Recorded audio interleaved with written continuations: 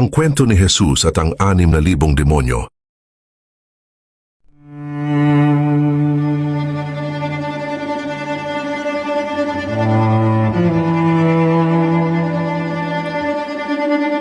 Sa pagitan ng liwanag at dilim, may digmaang hindi nakikita. Isang bangka ang hinahampas ng malalaking alon sa gitna ng karagatan. Kidlat ang pumunit sa kalangitan at ang dagat ay nagngit-ngit na tila nais itong lamunin. Ngunit sa gitna ng unos, may isang lalaki.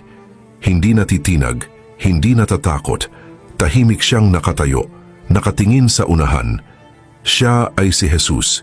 Habang ang bangka ay dumaong sa dalampasigan, isang anino ang gumalaw mula sa dilim ng mga libingan. Isang lalaki, alipin ng isang puwersang mas matanda pa kaysa sa mundo mismo. Ang kanyang mga mata ay nagliliyab, puno ng puot at pagdurusa. Ang hangin ay bumigat. Ang lupa ay tila umuungol sa ilalim ng hindi nakikitang pasanin. At sa isang nakakakilabot na sigaw, ang gabi ay nagising sa isang bangungot. Ang mga alagad ay nanginginig, hindi makagalaw. Ang takot ay bumalot sa kanila. Ngunit si Jesus hindi na tinag, ay humakbang palapit. Isang salita lamang ang kailangan at ang mismong kadiliman ay magpapakumbaba. Sapagkat sa labang ito, hindi lang buhay ng isang tao ang nakataya, kundi ang mismong kaluluwa niya. Ang aming pangalan ay Legion. Tara!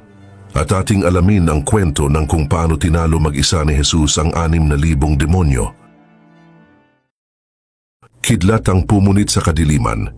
Ang mga alon ay nagbabantang lamunin ang bangka, ngunit si Jesus ay nananatiling kalmado, nakatingin sa unahan. Siya ang unang bumaba sa mabatong pampang ng Gerasenes. Kasunod niya, ang mga alagad, kinakabahan at lumilingon sa kadiliman. Mula sa kailaliman ng mga libingan, isang payat na tao ang lumitaw.